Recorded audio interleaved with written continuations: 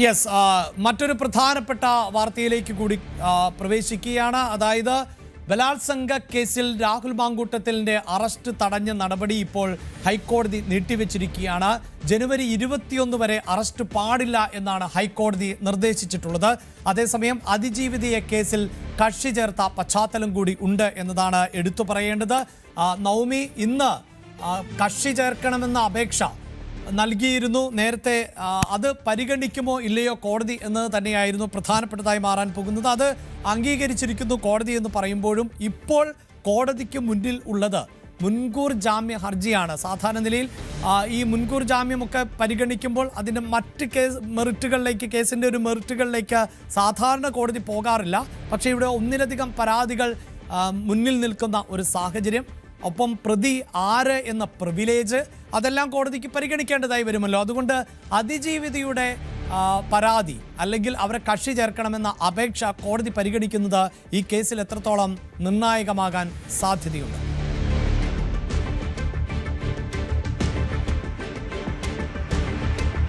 ബലാത്സംഗ കേസിൽ ഇത് 3-ാം തവണയാണ് രാഹുൽ മാങ്കൂട്ടത്തിന്റെ അറസ്റ്റ് തടഞ്ഞുകൊണ്ടുള്ള ഒരു ഹൈക്കോടതിയുടെ ഉത്തരവ് വന്നിരിക്കുന്നത്. 21-ാം തീയതി വരെ രാഹുൽ മാങ്കൂട്ടത്തിന് ആശ്വസിക്കാം. അതുവരെ അറസ്റ്റ് തടഞ്ഞത് നീട്ടിയിരിക്കുകയാണ് ഹൈക്കോടതി. ഏറ്റവും പ്രധാനപ്പെട്ട കാര്യം, ഇന്നലെയാണ് അതിജീവിത ഈ കേസിൽ രാഹുൽ മാങ്കൂട്ടത്തിന്റെ മുൻകൂർ ജാമ്യാപേക്ഷ പരിഗണിക്കുന്നതിന് മുൻപ് തന്നെ കൂടി കേൾക്കണമെന്ന് ആവശ്യപ്പെട്ടുകൊണ്ട് ഹർജി നൽകിയത്. അതെന്തായാലും ഹൈക്കോടതി സ്വീകരിച്ചിരിക്കുകയാണ്. ഈ അതിജീവിതയെ കൂടി കക്ഷി ചേർത്തിരിക്കുകയാണ്. 2 ആഴ്ചത്തെ സമയം സത്യവാങ്മൂലം നൽകുന്നതിനു വേണ്ടി അതിജീവിതയ്ക്ക് 2 ആഴ്ചത്തെ സമയമാണ് ഹൈക്കോടതി അനുവദിച്ചിരിക്കുന്നത്. 21-ാം തീയതി ഹർജി വീണ്ടും പരിഗണിക്കും. അതുവരെ രാഹുൽ മാങ്കൂട്ടത്തിനെ അറസ്റ്റ് ചെയ്യാൻ പാടില്ല എന്നുകൂടി ഹൈക്കോടതി വ്യക്തമാക്കിയിരിക്കുകയാണ്. ഇനി വിശദമായിട്ടുള്ളൊരു വാദത്തിലേക്കായിരിക്കും 21-ാം തീയതി കടക്കുക. അതിജീവിത ഇന്നലെ നൽകിയ ഹർജിയിൽ തന്നെ പ്രധാനമായും ഉന്നയിക്കുന്നത് തനിക്കെതിരെ നടക്കുന്നത് വലിയൊരു സൈബർ അധിക്ഷേപം തന്നെയാണ്. രാഹുൽ മാങ്കൂട്ടത്തിന്റെ അനുയായികളും മറ്റു ചിലരും ഈ പാർട്ടിയിലുള്ള ചിലരും തന്നെ വലിയ രീതിയിൽ സൈബർ ആക്രമണം നടത്തുന്നുണ്ട്. താൻ മാനസികമായും വളരെ ബുദ്ധിമുട്ടിലൂടെ പോകുന്ന അവസ്ഥയിലാണ്. തനിക്കും ചില കാര്യങ്ങൾ പറയാനുണ്ട്. അതുകൂടി ദയവായി ഹൈക്കോടതി കേൾക്കണമെന്നായിരുന്നു ഇന്നലെ നൽകിയ ഹർജിയിൽ പറയുന്നത്. ഇതെന്തായാലും ഫയലിൽ സ്വീകരിച്ചിരിക്കുകയാണ്. ഈ അതിജീവിതയ്ക്ക് എന്താണോ പറയാനുള്ളത് അത് സത്യവാങ്മൂലമായി ഹൈക്കോടതി അറിയിക്കുവാനും നിർദ്ദേശിച്ചിട്ടുണ്ട്. രാഹുൽ മാങ്കൂട്ടം തുടക്കം മുതൽ പറയുന്നത് ഒരു കാര്യമാണ്, ഇത് ഉഭയസമ്മത പ്രകാരമുള്ള ലൈംഗിക ബന്ധമായിരുന്നു. അതുകൊണ്ട് തന്നെ ഇതൊരു ബലാത്സംഗമായി കണക്കാക്കാൻ കഴിയില്ല. ഈ അതിജീവിതയുടെ സമ്മതത്തോടു കൂടി തന്നെയായിരുന്നു അങ്ങനെ ഒരു ബന്ധമുണ്ടായിരുന്നത്. താൻ നിർബന്ധിച്ച് അവരെ ഗർഭചിത്രത്തിന് പ്രേരിപ്പിച്ചിട്ടില്ല. അവർക്കും അതിൽ സമ്മതമുണ്ടായിരുന്നു. ഇതൊരു കെട്ടുകഥയാണ് എന്നാണ് രാഹുൽ മാങ്കൂട്ടം ആവർത്തിച്ച് പറയുന്നത്. എന്തായാലും 21-ാം തീയതി ഹർജി പരിഗണിക്കുമ്പോൾ വിശദമായിട്ടുള്ള ഒരു വാദം കേൾക്കും. അതിൽ അതിജീവിതയ്ക്ക് എന്ത് പറയാനുണ്ട് എന്നത് കൂടി കേൾക്കുകയായിരിക്കും ഹൈക്കോടതി 21-ാം തീയതി ചെയ്യുക. എന്തായാലും രാഹുൽ മാങ്കൂട്ടത്തെ സംബന്ധിച്ച് വലിയൊരു ആശ്വാസകരമായിട്ടുള്ളൊരു കാര്യം തന്നെയാണ് 21-ാം തീയതി വരെ അറസ്റ്റ് തടഞ്ഞത്. പാലക്കാട് MLA ആയിട്ടുള്ള രാഹുൽ മാങ്കൂട്ടത്തിലിന് ഇപ്പോൾ താൽക്കാലികമായ ആശ്വാസം എന്ന് തന്നെ പറയാൻ സാധിക്കുന്നു. ജനുവരി 21 വരെ രാഹുലിന്റെ അറസ്റ്റ് തടഞ്ഞിരിക്കുന്ന ഒരു പശ്ചാത്തലമുണ്ട്. തെരഞ്ഞെടുപ്പ് ചർച്ചകൾ നടക്കുന്ന ഒരു സാഹചര്യത്തിൽ ഇത് രാഹുൽ മാങ്കൂട്ടത്തിന് മാത്രമല്ല കോൺഗ്രസിന് കൂടി വലിയ ആശ്വാസമാകുന്നു. കോൺഗ്രസ് പുറത്താക്കിയെന്നൊക്കെ പറയുമ്പോഴും ഇടതുമുന്നണിക്ക് ലഭിക്കാൻ പോകുന്ന ഒരു രാഷ്ട്രീയ ആയുധമാണ്. ആ മുൻകൂർ ജാമ്യാപേക്ഷ തള്ളുകയോ അറസ്റ്റ് ചെയ്യുകയോ ഒക്കെ ചെയ്താൽ വീണ്ടും രാഹുലിലേക്ക് കേരള രാഷ്ട്രീയം എത്തുന്ന സാഹചര്യമുണ്ടാകുന്നു. വാർത്തകൾ രാഹുലിലേക്ക് കേന്ദ്രീകരിക്കുന്ന സാഹചര്യമുണ്ടാകുന്നു. അവിടെയാണ് രാഹുൽ മാങ്കൂട്ടത്തിലിന്റെ ഹർജി കോടതിയിൽ എത്തുന്നതും ഈ വിഷയത്തിൽ ഇതുവരെ കോടതിയുടെ ഭാഗത്ത് നിന്ന് ഉണ്ടായിട്ടുള്ള നടപടികൾ എന്തൊക്കെ എന്നതുമൊക്കെ ഏറെ പ്രധാനപ്പെട്ടതായി മാറാൻ പോകുന്നത്. ഒരുപക്ഷെ പ്രേക്ഷകർക്ക് ഓർമ്മയുണ്ടാകും ഈ കേസിന്റെ ഒരു തുടക്കം എവിടെ നിന്ന് എന്നുള്ളത്. രാഹുൽ മാങ്കൂട്ടവുമായി ബന്ധപ്പെട്ട വെളിപ്പെടുത്തലുകൾ സിനിമാ മേഖലയിലെ ഒരു യുവനടി ആണ് ആദ്യം മാധ്യമങ്ങളോട് പങ്കുവച്ചത്. അതിനുശേഷം ഒട്ടേറെ അഭ്യൂഹങ്ങൾ ഉണ്ടായിരുന്നുവെങ്കിലും രാഹുലിന് എതിരെ ഒരു കേസ് പോലും ഇല്ല എന്നത് രാഹുലിന് അനുകൂലമാകുന്ന പശ്ചാത്തലമുണ്ടായിരുന്നു. പക്ഷേ കോൺഗ്രസ് ആദ്യഘട്ടത്തിൽ തന്നെ രാഹുലിനെ മാറ്റി നിർത്തുന്ന സാഹചര്യമുണ്ടായി. യൂത്ത് കോൺഗ്രസിന്റെ അധ്യക്ഷ പദവിയിൽ നിന്ന് രാജിവെക്കേണ്ട പശ്ചാത്തലമുണ്ടായി. പിന്നീട് രാഹുലിന്റെ ഒരു തിരിച്ചുവരവിന്റെ ഘട്ടം എന്നത് തദ്ദേശ തെരഞ്ഞെടുപ്പായിരുന്നു. പാലക്കാട് കണ്ണാടിയിലെ തെരഞ്ഞെടുപ്പ് പ്രവർത്തനങ്ങളെ വ്യാപൃതനായിരുന്ന ഘട്ടത്തിൽ ആണ് പൊടുന്നനെ ഒരു പരാതി രാഹുലിന് എതിരെ എത്തുന്നത്. ആ പരാതി എത്തിയേക്കുമെന്ന സൂചനകളൊക്കെ ഉണ്ടായിരുന്നു. മുഖ്യമന്ത്രിയുടെ ഓഫീസിന് നേരിട്ട് പരാതി ലഭിക്കുകയും അങ്ങനെ മുഖ്യമന്ത്രിയുടെ ഓഫീസ് അതിവേഗം പരാതി മുന്നോട്ട് പോവുകയും പ്രത്യേക അന്വേഷണ സംഘത്തെ അടക്കം രൂപീകരിക്കുകയും ഒക്കെ ചെയ്തു. അതിനുശേഷമായിരുന്നു രാഹുൽ നിയമ നടപടികളിലേക്ക് കടന്നത്. അതായത് അതിജീവിതയുടെ ആദ്യ പരാതി എത്തുന്നു, പിന്നീട് മറ്റൊരു പരാതി കൂടി എത്തുന്ന സാഹചര്യം ഉണ്ടാകുന്നു. പക്ഷേ അത് ഔദ്യോഗികമായി നിലനിൽക്കുന്ന പരാതി അല്ല എന്നതാണ് വസ്തുത. കാരണം ആ പരാതിയുമായി മുന്നോട്ട് പോകാൻ ഇപ്പോഴും ആ പെൺകുട്ടി തയ്യാറായിട്ടില്ല എന്നതാണ് എടുത്തു പറയേണ്ടത്. അപ്പോൾ എന്താണ് അതിൽ സംഭവിച്ചത് എന്നതുകൂടി നമുക്ക് വളരെ പെട്ടെന്ന് ഒന്ന് പരിശോധിച്ച് നോക്കാം. ആദ്യ കേസിൽ ആദ്യ പരാതിയിൽ തന്നെ ഹൈക്കോടതിയുടെ അറസ്റ്റ്, അതായത് ഹൈക്കോടതി ഇപ്പോൾ അറസ്റ്റ് തടഞ്ഞിരിക്കുന്ന ഒരു പശ്ചാത്തലം ഉണ്ട് എന്നതാണ് എടുത്തു പറയേണ്ടത്. നോട്ട് ടു അറസ്റ്റ് എന്ന നിലയിൽ ഇപ്പോഴും മുന്നോട്ട് കാര്യങ്ങൾ പോവുകയാണ്. ഇന്നുവരെ അറസ്റ്റ് ചെയ്യരുത് എന്നതായിരുന്നു കോടതിയുടെ നേരത്തെയുള്ള തീരുമാനം എങ്കിൽ ഇപ്പോഴത് മാറിയിരിക്കുന്നു. ജനുവരി 21 വരെ. ഈ പ്രേക്ഷകരോട് എടുത്തു പറയേണ്ടത്, അതിജീവിത ആദ്യ കേസിൽ ആണ് ഈ സംഭവങ്ങളെല്ലാം. 2 പരാതികളിൽ ആദ്യ പരാതിയിൽ ആണ് ഇപ്പോൾ കോടതി മുൻകൂർ ജാമ്യം പരിഗണിച്ചുകൊണ്ട് രാഹുൽ മാങ്കൂട്ടത്തിലിനെ അറസ്റ്റ് ചെയ്യരുത് എന്ന നിലപാട് ആവർത്തിക്കുന്നത്. അത് 21 വരെ നീട്ടിയിരിക്കുന്നു എന്നതാണ് രാഹുൽ മാങ്കൂട്ടത്തിലിനെ സംബന്ധിച്ചിടത്തോളം ഈ ഘട്ടത്തിൽ വലിയ ആശ്വാസം ആകുന്ന സാഹചര്യം സൃഷ്ടിക്കുന്നത്. ഏത് പശ്ചാത്തലത്തിലാണ് കോടതിക്ക് ഇങ്ങനെ പറയേണ്ടി വന്നത്? അതായത് ആദ്യം തന്നെ രാഹുൽ മാങ്കൂട്ടം സെഷൻസ് കോടതിയാണ് സമീപിച്ചത്. തിരുവനന്തപുരത്തെ സെഷൻസ് കോടതിയെ സമീപിച്ചിരുന്നു. പക്ഷേ സെഷൻസ് കോടതിയിൽ നിന്ന് രാഹുൽ മാങ്കൂട്ടത്തിന് തിരിച്ചടിയാണ് ഉണ്ടായത്. മുൻകൂർ ജാമ്യാപേക്ഷ പരിഗണിച്ച കോടതി രാഹുൽ മാങ്കൂട്ടത്തിന് മുൻകൂർ ജാമ്യം നൽകാൻ തയ്യാറായില്ല എന്നുള്ളതാണ്. ഈ ഘട്ടത്തിലെല്ലാം രാഹുൽ മാങ്കൂട്ടം ഒളിവിൽ തുടരുന്ന പശ്ചാത്തലം ആണ് ഉണ്ടായിരുന്നത്. അതായത് കണ്ണാടിയിലെ തെരഞ്ഞെടുപ്പ് പ്രവൃത്തികളിൽ വ്യാപൃതനായിരിക്കുമ്പോഴാണ് പരാതി പെൺകുട്ടി നൽകുന്നത് മുഖ്യമന്ത്രിയുടെ ഓഫീസിന്. ആ നിമിഷം മുതൽ രാഹുൽ മാങ്കൂട്ടത്തിൽ ഒളിവിലായിരുന്നു എന്നതാണ് എടുത്തു പറയേണ്ടത്. അതിനുശേഷം രാഹുൽ മാങ്കൂട്ടത്തിന് നേരെ രണ്ടാമത് ഒരു പരാതി കൂടി ഉണ്ടാകുന്ന സാഹചര്യം ഉണ്ടാകുന്നു. അതാണ് സൂചിപ്പിച്ചത്. ബാംഗ്ലൂർ സ്വദേശിനിയായ പെൺകുട്ടിയാണ് പരാതിക്കാരി. പരാതി നൽകിയത് പക്ഷേ KPCC നേതൃത്വത്തിനായിരുന്നു. ആ പരാതി KPCC നേതൃത്വം പോലീസിന് കൈമാറുകയും അങ്ങനെ ഈ അന്വേഷണ സംഘം അതിലും അന്വേഷണം നടത്തുകയും പെൺകുട്ടിയുടെ മൊഴി രേഖപ്പെടുത്തുകയും ഒക്കെ ചെയ്തു. പക്ഷേ ഈ പെൺകുട്ടി ഈ പരാതിയുമായി മുന്നോട്ട് പോകാൻ താല്പര്യമില്ല എന്ന് പ്രകടിപ്പിക്കുന്ന സാഹചര്യത്തിൽ സെഷൻസ് കോടതി തന്നെ ചില ചോദ്യങ്ങൾ ഉന്നയിച്ച പശ്ചാത്തലമുണ്ടായി. അങ്ങനെ ഒരു പരാതിക്കാരി കൃത്യമായി ഉണ്ടോ എന്നത്, നിങ്ങൾ പറയുന്ന പരാതിക്കാരിയും അതോടൊപ്പം തന്നെ ഈ രാഹുൽ മാങ്കൂട്ടവുമായി ഏതാനും ദിവസങ്ങൾക്ക് മുമ്പ് വരെ ഫോണിലൂടെയും മറ്റുമൊക്കെ ചാറ്റ് നടത്തിയിരുന്നല്ലോ. അപ്പോൾ 2 വർഷം മുമ്പ് നടന്ന ഒരു ബലാത്സംഗത്തിന് ശേഷം വളരെ മാനസികമായി തകർന്നിരിക്കുന്നു എന്നാണെന്ന് കോടതിയിൽ പ്രോസിക്യൂഷന്റെ വാദം. അങ്ങനെ തകർന്നിരിക്കുന്ന ഒരു പെൺകുട്ടിക്ക് എങ്ങനെയാണ് ഇത്തരത്തിൽ ആശയവിനിമയം നടത്താൻ പറ്റുക? ട്രോമയിലായ ഒരു പെൺകുട്ടി എങ്ങനെയാണ് ഇത്തരം ആശയവിനിമയം നടത്തിയത് എന്ന ചോദ്യമൊക്കെ അന്ന് കോടതിയിൽ നിന്ന് ഉയർന്നതാണ്. അതുകൊണ്ടുകൂടി ആയിരിക്കാം സെഷൻസ് കോടതി മുൻകൂർ ജാമ്യം അനുവദിക്കുന്ന പശ്ചാത്തലം ഉണ്ടായി. അപ്പോൾ ആ സെഷൻസ് കോടതിയുടെ നിലപാടിനെതിരെ പ്രോസിക്യൂഷൻ അപ്പീൽ നൽകിയിട്ടുള്ള പശ്ചാത്തലമുണ്ട്. നിലവിൽ രാഹുൽ മാങ്കൂട്ടത്തിന് നേരെ ഈ 2 കേസുകൾ ആണ് നിലവിൽ ഉള്ളത് എന്നത് തന്നെയാണ് എടുത്തു പറയേണ്ടത്. അതുകൊണ്ട് തന്നെയാണ് രാഹുൽ മാങ്കൂട്ടത്തിലുമായി ബന്ധപ്പെട്ട ഹർജിയിന്മേൽ ഹൈക്കോടതി ഇനി സ്വീകരിക്കാൻ പോകുന്ന നിലപാടുകൾ നിർണായകമാകാൻ പോകുന്നത്. അവിടെ രാഹുൽ മാങ്കൂട്ടത്തിന് ജാമ്യം ലഭിച്ചാലും ജാമ്യം തള്ളിയാലും അത് രാഷ്ട്രീയ കേരളത്തിൽ വലിയ ചർച്ചയാകും എന്നതിൽ തർക്കമില്ല. ആ രാഷ്ട്രീയത്തിലേക്ക് പോകുന്നു. ഡാൻ ചേരുന്നുണ്ട്. ഡാൻ, ഒരു തെരഞ്ഞെടുപ്പ് ഘട്ടത്തിൽ ആണ് രാഹുൽ മാങ്കൂട്ടം മലയാളികളുടെ വാർത്താ കേന്ദ്രമായി മാറിയത്. തദ്ദേശ തെരഞ്ഞെടുപ്പിന് മൂർധന്യാവസ്ഥയിൽ എത്തി നിൽക്കുന്ന സമയം. അതുവരെ ഒളിവിലായിരുന്ന രാഹുൽ മാങ്കൂട്ടം പ്രത്യക്ഷപ്പെട്ടതും അതേ തദ്ദേശ തെരഞ്ഞെടുപ്പ് ദിവസം ആണ്. വോട്ട് ചെയ്യാൻ പാലക്കാട്ടേക്ക് എത്തിയപ്പോൾ അദ്ദേഹം വോട്ട് രേഖപ്പെടുത്തിയ ശേഷം മാധ്യമങ്ങളോട് സംസാരിച്ചു. ഇനി എന്ത് എന്ന ചോദ്യത്തിന് ഒരു ചായ കുടിക്കട്ടെ എന്ന് പറയുന്നു. അങ്ങനെ സന്തോഷത്തോടെ ഇനിയും ഒരുപാട് ചായകൾ രാഹുൽ മാങ്കൂട്ടത്തിൽ നിന്ന് കുടിക്കാൻ സാധിക്കുമോ എന്നത് ഹൈക്കോടതിയുടെ കൂടി നിലപാടിൻ്റെ അടിസ്ഥാനത്തിൽ നമുക്കറിയാം. പക്ഷേ അതിനൊക്കെ അപ്പുറത്ത് രാഷ്ട്രീയമായി ഇത് വലിയ തോതിൽ ഇപ്പോഴും ചർച്ച ചെയ്യപ്പെടാൻ പോവുകയല്ലേ? ഇനി നിയമസഭയിലേക്ക് എത്തുന്ന ഒരു ഘട്ടത്തിൽ വീണ്ടും ശ്രദ്ധാകേന്ദ്രൻ രാഹുലിലേക്ക് എത്തുവാനുള്ള സാധ്യത എത്രത്തോളമാണ്?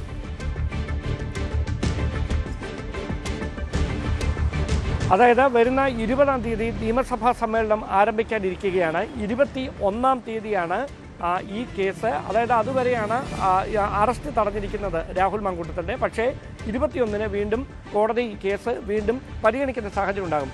ഇപ്പോൾ ഉണ്ടായിരിക്കുന്നത് തികച്ചും സാങ്കേതികമായ ഒരു നടപടിക്രമം മാത്രമാണ്. കാരണം ഇതിൽ വാദം കേട്ടതിന് ശേഷമാണ് അറസ്റ്റ് തടയുന്ന ഒരു നടപടിയിലേക്ക് കോടതി കടന്നിരുന്നതെങ്കിൽ തീർച്ചയായിട്ടും അത് രാഹുൽ മാങ്കൂട്ടത്തിന് ആശ്വാസകരമായി മാറുമായിരുന്നു. വാദം കേൾക്കുകയോ അല്ലെങ്കിൽ അതുമായി ബന്ധപ്പെട്ട തുടർ നീക്കങ്ങളിലേക്കൊന്നും കടക്കുകയോ ചെയ്യുന്ന ഒരു നടപടി കോടതിയുടെ ഭാഗത്തു നിന്ന് ഉണ്ടായിട്ടില്ല. ഇതിൽ ഉണ്ടായിരിക്കുന്ന ഒരു ഡെവലപ്മെൻറ്റ് വളരെ നാടകീയമായി ഇന്നലെ ഇതിൽ പരാതിക്കാരിയായ യുവതി ഈ കേസിൽ കക്ഷി ചേരുന്ന ഒരു സാഹചര്യം, അതായത് തൻ്റെ ഭാഗം കൂടി കേൾക്കണം എന്ന ആവശ്യം ഉന്നയിച്ചുകൊണ്ട് കേസിൽ കക്ഷി ചേരണമെന്ന് ആവശ്യപ്പെട്ടുകൊണ്ട് കോടതിയെ സമീപിക്കുന്ന സാഹചര്യം ഇന്നലെ ഉണ്ടാകുന്നു. അതിനുവേണ്ടി യുവതിയുടെ അഭിഭാഷകൻ രംഗത്തെത്തുന്ന ഒരു സാഹചര്യം. ഇതിൽ ഏറ്റവും പ്രധാനപ്പെട്ട കാര്യം, സോളാർ കേസിൽ ഉമ്മൻചാണ്ടിക്ക് വേണ്ടിയും ADM നവീൻ ബാബുവിൻ്റെ കേസിലും ബിഷപ്പ് ഫ്രാങ്കോ മുളയ്ക്കലിൻ്റെ കേസിൽ കന്യാസ്ത്രീകൾക്ക് വേണ്ടിയുമൊക്കെ വാദമുഖങ്ങളുമായി കോടതിയെ സമീപിച്ച അതേ അഭിഭാഷകൻ തന്നെയാണ് ഈ യുവതിക്ക് വേണ്ടി കോടതിയിൽ ഹാജരാകുന്നത് എന്നാണ് നമുക്ക് ലഭിക്കുന്ന സൂചനകൾ.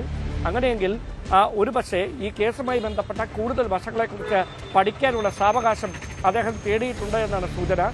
അതുകൊണ്ടാണ് ഈ കേസ് പരിഗണിക്കുന്നത് വരുന്ന 21-ാം തീയതിയിലേക്ക് മാറ്റിവെക്കുന്ന ഒരു സാഹചര്യം ഉണ്ടായിരിക്കുന്നത്. അങ്ങനെയെങ്കിൽ 21-ാം തീയതി പഴുതടച്ച വാദമുഖങ്ങൾ പ്രോസിക്യൂഷൻ കോടതിയിൽ ഉന്നയിക്കും. അപ്പോൾ കോടതിയുടെ ഭാഗത്തു നിന്ന് ആ വിഷയത്തിലെടുക്കുന്ന നിലപാടായിരിക്കും ഈ വിഷയത്തിൽ യഥാർത്ഥത്തിൽ രാഹുൽ മാങ്കൂട്ടത്തിന് നിയമപരമായി ഒരു ആശ്വാസകരമായ നടപടിയായി മാറുമോ അല്ലയോ എന്ന കാര്യത്തിലൊക്കെ ഒരു വ്യക്തതയിലേക്ക് നയിക്കുകയുള്ളൂ. നിലവിലുണ്ടായിരിക്കുന്നത് തികച്ചും സാങ്കേതികത്വം നിറഞ്ഞൊരു നടപടിക്രമം മാത്രമാണ്. അതിനപ്പുറത്തേക്ക് കോടതിയുടെ ഭാഗത്തു നിന്ന് ഒരു തരത്തിലുള്ള വിലയിരുത്തലുകളും ഈ കേസുമായി ബന്ധപ്പെട്ട് ഇതുവരെ ഉണ്ടായിട്ടില്ല എന്നുള്ളതാണ് വസ്തുത. അങ്ങനെയെങ്കിൽ 21-ാം തീയതി ഈ കേസ് വീണ്ടും പരിഗണിക്കുന്ന സമയത്ത് പ്രോസിക്യൂഷൻ മുമ്പോട്ട് വെക്കുന്ന ശക്തമായ വാദമുഖങ്ങൾ, അതോടൊപ്പം കോടതിയിൽ സീൽ ചെയ്ത കവറിൽ സമർപ്പിക്കുന്ന തെളിവുകൾ, അത് പരിഗണിച്ചതിന് ശേഷമായിരിക്കും ഈ മുൻകൂർ ജാമ്യാപേക്ഷയിൽ കോടതി ഒരു വിധി പറയുക. അതിനെ എതിർക്കാനായി പ്രതിഭാഗം മുമ്പോട്ട് വെക്കുന്ന വാദങ്ങൾ എത്ര കണ്ട് രാഹുൽ മാങ്കൂട്ടത്തിന് അനുകൂലമായി കോടതി വിലയിരുത്തും എന്നതടക്കമുള്ള കാര്യങ്ങളിൽ ഒരു വ്യക്തത വരാനുണ്ട്. എന്തായാലും 21-ാം തീയതി വരെ രാഹുൽ മാങ്കൂട്ടത്തിന് തീർച്ചയായിട്ടും അറസ്റ്റിൽ നിന്ന് ഒഴിവാകാൻ കഴിഞ്ഞു എന്നത് ഒരു വസ്തുതയാണ്. പക്ഷേ അത് ഈ കേസിൽ മാത്രമാണ്. നിലവിൽ ഉയർന്നു വന്നത് 2 പരാതികളാണ്. ആ 2 പരാതികളിൽ ആദ്യത്തെ കേസിൽ ഹൈക്കോടതിയുടെ ഭാഗത്തു നിന്ന് ഒരു കൃത്യമായ ഇൻ്റർവെൻഷൻ ഉണ്ടായിരിക്കുന്നു. 21 വരെ അറസ്റ്റ് തടഞ്ഞിരിക്കുന്നു. 21-ന് വീണ്ടും കേസ് പരിഗണിക്കും. അതിനിടയിൽ ഇതുമായി ബന്ധപ്പെട്ട അന്വേഷണം സഗൗരവം തന്നെ പോലീസ് തുടർന്നുകൊണ്ടിരിക്കുകയാണ്. മറ്റു ചില സൂചനകൾ കൂടി പുറത്തു വരുന്നുണ്ട്. അതായത് ഇതിൽ ഒരു കേസിൽ മാത്രമാണ് 164 സ്റ്റേറ്റ്മെൻറ്റ് അഥവാ രഹസ്യമൊഴി അതിജീവിതം നൽകിയിരിക്കുന്നത്. പക്ഷേ 2ാമത്തെ കേസിൽ അങ്ങനെ ഒരു നടപടിക്രമം ഉണ്ടായിട്ടില്ല. ആ കേസിലെ പരാതിക്കാരി വലിയ സമ്മർദ്ദത്തിന് വഴങ്ങി 164 സ്റ്റേറ്റ്മെൻറ്റ് നൽകാൻ തയ്യാറാകാതെ പിൻവാങ്ങുകയായിരുന്നു. തനിക്ക് പാർട്ടി നേതൃത്വത്തിനാണ് പരാതി നൽകുന്നത്. പാർട്ടി അത് സംസ്ഥാന പോലീസ് മേധാവിക്ക് പാർട്ടി അധ്യക്ഷൻ തന്നെ കൈമാറുന്ന ഒരു സാഹചര്യം. പിന്നീട് അതിൽ FIR രജിസ്റ്റർ ചെയ്യുന്നു, അന്വേഷണം ആരംഭിക്കുന്നു. അതുമായി ബന്ധപ്പെട്ട് തിരുവനന്തപുരം പ്രിൻസിപ്പൽ സെഷൻസ് കോടതിയിൽ നിന്ന് മുൻകൂർ ജാമ്യം ലഭിക്കുന്ന ഒരു സാഹചര്യം. ഇതിലേക്കൊക്കെ നയിച്ചത് എന്താണ് എന്ന് നമ്മൾ നേരത്തെ തന്നെ ചർച്ച ചെയ്തിട്ടുള്ളതാണ്. പക്ഷേ നിലവിലെ സാഹചര്യത്തിൽ ഈ യുവതിയുടെ രഹസ്യമൊഴി എടുക്കാനുള്ള നീക്കം അന്വേഷണ സംഘം നടത്തിക്കൊണ്ടിരിക്കുകയാണ് എന്ന വിവരങ്ങൾ കൂടി പുറത്തു വരുന്നുണ്ട്. അങ്ങനെയെങ്കിൽ അതിൽ തുടർ നീക്കങ്ങൾ എന്താകും എന്നതാണ് ഇനി ഏറ്റവും ആകാംക്ഷ നടത്തുന്ന ചോദ്യമായി മാറാൻ പോകുന്നത്. തീർച്ചയായും ഡാൻ പറയുന്നതനുസരിച്ച് അങ്ങേയറ്റം സങ്കീർണമായ അല്ലെങ്കിൽ വളരെ പ്രധാനപ്പെട്ട നീക്കങ്ങൾ അന്വേഷണ സംഘം നടത്തുന്നു എന്നാണ്. പക്ഷേ ഡാൻ, എനിക്ക് ഇതുമായി ബന്ധപ്പെട്ട് ഇപ്പോഴും സംശയമുണ്ട്. ഞാൻ ആ സംശയത്തിലേക്ക് വരാം അതിനു മുമ്പ്. കാരണം ആ ഡേറ്റ നമ്മളൊന്ന് പ്രേക്ഷകരുമായി പങ്കുവെക്കണമല്ലോ. ഇപ്പോൾ ഈ ദൃശ്യങ്ങളിൽ തന്നെ കാണുമ്പോൾ വ്യക്തിപരമായി ഉണ്ടാകുന്ന സംശയം, ഈ അനുകമ്പയുണ്ടോ നമ്മുടെ സംഘത്തിന് അല്ലെങ്കിൽ അന്വേഷണ നിയമ സംവിധാനങ്ങൾക്ക് എന്നുള്ളതാണ്. പ്രത്യേകിച്ച് രാഹുൽ മാങ്കൂട്ടവുമായി ബന്ധപ്പെട്ട ഇപ്പോൾ ഈ പ്രേക്ഷകർ കാണുന്ന ഒരു ദൃശ്യം ഒന്ന് ശ്രദ്ധിച്ചു നോക്കൂ. രാഹുൽ മാങ്കൂട്ടം 2 വീലർ ഓടിക്കുന്നു. എങ്ങനെയാണ് ഓടിക്കുന്നത്? ഹെൽമറ്റ് വെക്കാതെയാണ് ഓടിക്കുന്നത്. സാധാരണ പലപ്പോഴും ഈ പോലീസ് സംഘമൊക്കെ ഓടിച്ചിട്ട് പെറ്റിയടിക്കുന്ന സാഹചര്യമുണ്ട്, ഹെൽമറ്റൊക്കെ വെച്ചില്ല എങ്കിൽ. അതല്ല, ദൃശ്യങ്ങൾ ലഭിച്ചാലും അങ്ങനെയൊക്കെ ഓടിക്കുന്ന സാഹചര്യമുണ്ട്. അങ്ങനെ ഒരു പെറ്റി പോലും അടിച്ചിട്ടില്ല എന്നാണ് തോന്നുന്നത്. ഇനിയിപ്പോൾ മാധ്യമങ്ങൾക്ക് അത് ലഭിക്കാത്തതാണോ എന്നറിയില്ല. ഇനി അന്വേഷണ സംഘത്തിലേക്ക് വരാം. അവിടെ അന്വേഷണ സംഘം തുടക്കം മുതൽ ഓടിച്ചിട്ട് പിടിക്കാനുള്ള ശ്രമത്തിലായിരുന്നു രാഹുൽ മാങ്കൂട്ടത്തിലിനെ. അതായത് പരാതി ലഭിച്ച നിമിഷം മുതൽ രാഹുൽ മാങ്കൂട്ടം ഒളിവിൽ പോകുന്നു. രാഹുൽ മാങ്കൂട്ടത്തിന് വേണ്ടി അന്വേഷണം നടത്തുന്നു. പാലക്കാട്ടെ ഫ്ളാറ്റിൽ എത്തുന്നു. തിരുവനന്തപുരത്ത് സംഘം അന്വേഷിക്കുന്നു. രാഹുലിൻ്റെ മടൂരിലുള്ള വസതിയിലേക്ക് സംഘം എത്തുന്നു. എന്തിന് കേരളത്തിന് പുറത്തുപോയി പോലും അന്വേഷണ സംഘം ഈ കേസിനെ കുറിച്ച് അന്വേഷിച്ചു. പിന്നെ കോടതിയിലേക്ക് മുൻകൂർ ജാമ്യവുമായി എത്തിയപ്പോൾ അന്വേഷണ സംഘം പറഞ്ഞത് രാഹുലിനെ പിടികൂടിയില്ല എങ്കിൽ വലിയ തോതിൽ തെളിവുകൾ നശിക്കപ്പെടുവാനുള്ള സാധ്യതയുണ്ട് എന്നാണ്. രാഹുൽ പുറത്തിറങ്ങിയാൽ വലിയ തോതിൽ ഈ ഇരയടക്കം സമ്മർദ്ദത്തിലാക്കാം എന്നുള്ളതാണ്. രാഹുലുമായി ബന്ധപ്പെട്ട് നിൽക്കുന്ന ഈ കേസിൻ്റെ നിർണായകമാകുന്ന സാക്ഷികളെ സ്വാധീനിക്കാം എന്നതാണ്. അതുകൊണ്ട് എത്രയും പെട്ടെന്ന് രാഹുലിനെ കസ്റ്റഡിയിൽ വേണം. കസ്റ്റഡിയിൽ ലഭിച്ചില്ല എങ്കിൽ നിർണായകമാകുന്ന വിവരങ്ങൾ നഷ്ടമാകുമെന്നുള്ളതാണ്. നോക്കൂ, ഇവിടെ കോടതി അറസ്റ്റ് ചെയ്യരുത് എന്ന് പറഞ്ഞതിനോടൊപ്പം അന്വേഷണ സംഘത്തിന് മുന്നിൽ ഹാജരാകണമെന്ന നിർദ്ദേശം കൂടി രാഹുലിന് നൽകിയിട്ടുണ്ട്. അപ്പോൾ എന്തുകൊണ്ടാണ് അതിജീവിതയുടെ നീതിയാണ് അന്വേഷണ സംഘത്തിന് പ്രധാനപ്പെട്ടത് എങ്കിൽ ഈ ഗോൾഡൻ അവർ എന്ന് പറയുന്ന ആ സമയത്ത് രാഹുൽ മാങ്കൂട്ടം എന്ന വ്യക്തി ഇപ്പോൾ മുന്നിലുള്ളപ്പോൾ എന്തുകൊണ്ട് ഹാജരാകണമെന്ന് അടക്കം നിർദ്ദേശിച്ചിട്ടും ഇതുവരെയും അന്വേഷണ സംഘം അങ്ങനെ ഒരു നോട്ടീസ് രാഹുലിന് നൽകിയിട്ടില്ല? ഈ സമയത്തൊന്നും രാഹുൽ മാങ്കൂട്ടത്തിന് ഈ ഇരയെ സ്വാധീനിക്കാൻ സാധിക്കില്ലേ? സമ്മർദ്ദം ചെലുത്താൻ സാധിക്കില്ലേ? തെളിവുകൾ നശിപ്പിക്കാൻ സാധിക്കില്ലേ? സാക്ഷികളെ സ്വാധീനിക്കാൻ സാധിക്കില്ലേ? അതൊരു സാമാന്യമായ സംശയമല്ലേ? അവിടെയാണ് രാഹുലിന്, അതായത് നോട്ടീസ് പോലും അയക്കാത്ത അന്വേഷണ സംഘം രാഷ്ട്രീയം കളിക്കുന്നു എന്ന് സംശയിക്കേണ്ടി വരുന്നത്. രാഹുലിനെ കസ്റ്റഡിയിലെടുത്ത് മാത്രമേ ചോദ്യം ചെയ്യുകയുള്ളൂ എന്ന ഒരു നിലപാടിലേക്കാണ് ഈ SIT പോകുന്നത് എന്നതാണ് മനസ്സിലാക്കേണ്ടത്. മാത്രവുമല്ല, തദ്ദേശ തെരഞ്ഞെടുപ്പുമായി ബന്ധപ്പെട്ട ദിവസമാണല്ലോ. തദ്ദേശ തെരഞ്ഞെടുപ്പിൽ വോട്ട് ചെയ്യുന്നതിന് വേണ്ടിയാണ് രാഹുൽ മാങ്കൂട്ടം എത്തിയത്. അതിനു മുമ്പ് വരെ ഈ കാടടച്ച് പരിശോധിക്കുക എന്നത് ഒരുപക്ഷെ രാഹുൽ മാങ്കൂട്ടം കീഴടങ്ങിയേക്കും കാസർഗോഡ് എന്ന തരത്തിൽ റിപ്പോർട്ടുകളുണ്ടായിരുന്നു. അവിടെ പോലീസ് സ്റ്റേഷൻ, അവിടെ കോടതി പരിസരത്ത് വ്യാപകമായി പോലീസിനെ അടക്കം വിന്യസിച്ചിരുന്നു. അങ്ങനെയുള്ള പോലീസ് സംഘം ആണ് ഇപ്പോൾ രാഹുൽ മാങ്കൂട്ടം കൺമുന്നിലുണ്ടായിട്ട് പോലും ഒരു ചോദ്യം പോലും ചോദിക്കാൻ സാധിക്കാത്തത്. അപ്പോൾ കൃത്യമായി പറഞ്ഞാൽ തദ്ദേശ തെരഞ്ഞെടുപ്പിന് ശേഷം അന്വേഷണ സംഘം മന്ദഗതിയിലായി.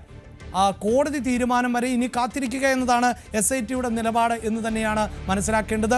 അവിടെയാണ് വിമർശകർ ഉന്നയിക്കുന്ന ചോദ്യം. അതിജീവിതയുടെ നീതിയാണ് ഉറപ്പാക്കേണ്ടത് എങ്കിൽ അന്വേഷണവുമായി മുന്നോട്ട് പോവുക, രാഹുലിൽ നിന്ന് വിവരങ്ങൾ തേടുക എന്നതല്ലേ ചെയ്യേണ്ടത്? അതിനു പകരം അറസ്റ്റ് മാത്രമേ ചെയ്യൂ എന്ന ഒരു നിലപാടിലേക്ക് എന്തിന് അന്വേഷണ സംഘം പോകുന്നു എന്ന സംശയം ഉയരുന്നത്. കസ്റ്റഡിയിൽ മാത്രമേ ചോദ്യം ചെയ്യൂ എന്ന നിലപാടിലേക്ക് പോകുന്നത്. സമാനമാകുന്ന പരാതികൾ ഇതിനു മുമ്പും ഉണ്ടായിട്ടുണ്ടല്ലോ. അപ്പോഴൊക്കെ ഇത് മാത്രമാണോ അന്വേഷിക്കുന്നത് എന്ന ചോദ്യം ഉയരുന്നത്. അവിടെയാണല്ലോ ഈ ഡാൻ ഇതിൻ്റെ ഒരു രാഷ്ട്രീയം എടുത്തു പറയേണ്ടത്. തദ്ദേശ തെരഞ്ഞെടുപ്പിൽ വലിയ ചർച്ചയും ആയുധവുമായിരുന്നു. പക്ഷേ അതൊന്നും തെരഞ്ഞെടുപ്പിൽ പ്രതിഫലിച്ചില്ല. UDFനാണ് അനുകൂലമായൊരു തരംഗം കേരളത്തിലുണ്ടായത്. ഇനിയിപ്പോൾ ഇതാ ഒരു അടുത്ത തെരഞ്ഞെടുപ്പിന് കളമൊരുങ്ങുന്നു. അപ്പോഴും രാഹുൽ മാങ്കൂട്ടം മുന്നിലുണ്ട്. രാഹുൽ മാങ്കൂട്ടത്തെ ചോദ്യം ചെയ്യുന്നില്ല, വിവരങ്ങൾ ശേഖരിക്കുന്നില്ല. അതെന്തുകൊണ്ട് എന്ന സാമാന്യമായ സംശയം ഉണ്ടാകില്ലേ ഡാൻ?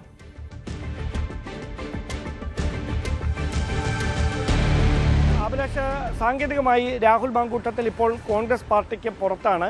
അതുകൊണ്ട് രാഹുലുമായി ബന്ധപ്പെട്ട ഇനി എന്ത് നടപടികളോ എന്ത് തരത്തിലുള്ള നിയമ നീക്കങ്ങളോ പോലീസിൻ്റെയോ കോടതിയുടെ ഭാഗത്തുനിന്നുണ്ടായാലും ഔദ്യോഗികമായി അതിൽ പ്രതികരിക്കേണ്ട ഉത്തരവാദിത്തം കോൺഗ്രസ് പാർട്ടിക്കില്ല. പാർട്ടിയുടെ മുതിർന്ന നേതാക്കൾ തന്നെ, ഉത്തരവാദിത്തപ്പെട്ട നേതാക്കൾ തന്നെ അക്കാര്യം പലതവണ വ്യക്തമാക്കി കഴിഞ്ഞു. രാഹുലിൻ്റെ വിഷയത്തിൽ പാർട്ടിക്ക് എടുക്കാൻ കഴിയുന്ന അവസാനത്തെ ആയുധവും, അതായത് കൃത്യമായി കെ മുരളീധരൻ്റെ ഭാഷയിൽ പറഞ്ഞാൽ ബ്രഹ്മാസ്ത്രം പ്രയോഗിച്ചു കഴിഞ്ഞു. അതിനപ്പുറത്തേക്ക് രാഹുലിനെതിരെ പാർട്ടി തലത്തിൽ ഒരു നടപടിയും എടുക്കേണ്ടി വരില്ല. ആ നടപടി എടുത്തതിൻ്റെ ഗുണം തദ്ദേശ തെരഞ്ഞെടുപ്പിൽ കോൺഗ്രസ് പാർട്ടിക്ക് സംസ്ഥാനത്ത് ലഭിക്കുകയും ചെയ്തു. രാഷ്ട്രീയമായി UDFന് അത് പറഞ്ഞ്, അല്ലെങ്കിൽ പ്രത്യേകിച്ച് കോൺഗ്രസിന് അത് പറഞ്ഞ് പ്രതിരോധം തീർക്കാൻ കഴിയും.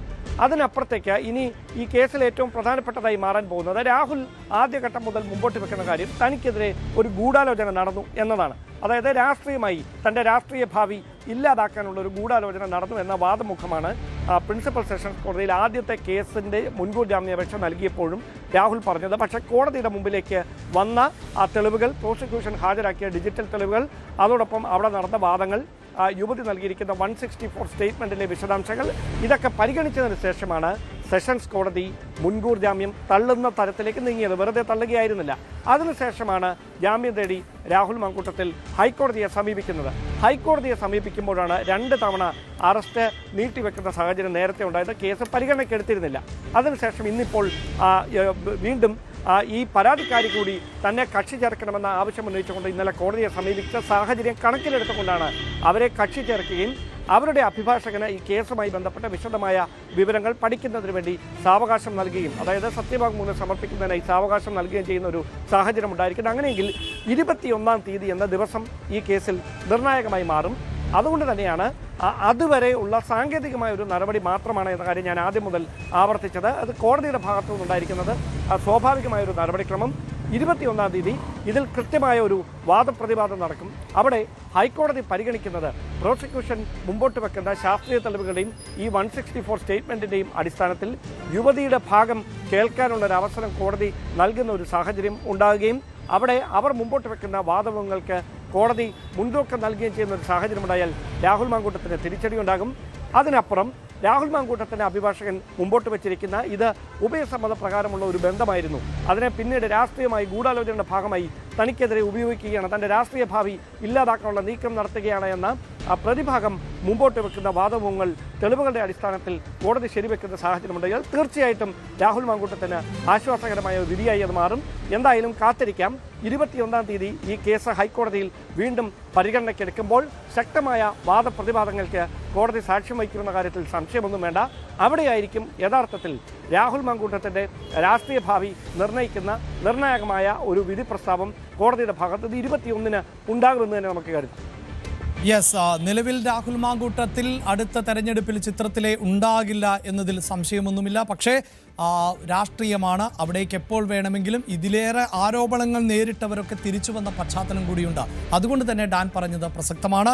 ഇനിയുള്ള നിയമ നടപടികൾ രാഹുലിൻ്റെ രാഷ്ട്രീയ ഭാവിയെ നിർണ്ണയിക്കുന്നതിൽ വളരെ പ്രധാനപ്പെട്ടതായി മാറും. പക്ഷേ കോടതിക്ക് മുന്നിൽ ഉള്ളത് ഇപ്പോഴും മുൻകൂർ ജാമ്യ ഹർജിയാണ് എന്ന് പ്രേക്ഷകരെ ഓർമ്മിപ്പിക്കുകയാണ്. സാധാരണ നിലയിൽ ഒരു മുൻകൂർ ജാമ്യ ഹർജി പരിഗണിക്കുമ്പോൾ കേസിൻ്റെ മെറിറ്റ് എന്നതിലേക്ക് കോടതി കടക്കാറില്ല. മറിച്ച് ഞാൻ നേരത്തെ സൂചിപ്പിച്ച ഒട്ടേറെ കാര്യങ്ങളുണ്ട്. അതായത് ഇപ്പോൾ പ്രതിസ്ഥാനത്തുള്ള ആൾ രാഹുൽ മാങ്കൂട്ടം പുറത്തിറങ്ങിയാൽ ഉണ്ടാകാൻ പോകുന്ന പ്രശ്നങ്ങൾ, അത് അതിജീവിതയെ ഭീഷണിപ്പെടുത്തുകയോ അല്ലെങ്കിൽ ജീവന് പോലും അപകടാവസ്ഥ സൃഷ്ടിക്കുകയോ സാക്ഷികളെ സ്വാധീനിക്കുകയോ ഇതുപോലെ സമാനമായ ക്രൈം, അതിക്രൂരമായ ക്രൈം ആവർത്തിക്കുകയോ അത്തരം സാധ്യതകളൊക്കെ ഒരാൾ കുറ്റകൃത്യം ചെയ്ത ഒരാൾ പുറത്തിറങ്ങിയാൽ ഉണ്ടാകുമോ എന്നതാണ് സാധാരണ നിലയിൽ കോടതിയിൽ വാദമായി ഉന്നയിക്കാറുള്ളത്. പക്ഷേ ആ വാദങ്ങളൊക്കെ ഇനി പ്രോസിക്യൂഷൻ എങ്ങനെയാണ് നിലനിൽക്കുക എന്നതിൽ സംശയമുണ്ട്. കാരണം ഇപ്പോൾ രാഹുൽ മാങ്കൂട്ടം പുറത്താണുള്ളത്. അതായത് കൃത്യമായൊരു പരാതി ലഭിച്ച് പരാതിയിൽ പരാതിക്കാരിയുടെ മൊഴിയടക്കം രേഖപ്പെടുത്തി FIR നിലനിൽക്കുമ്പോൾ തന്നെ പ്രതി പുറത്താണുള്ളത്.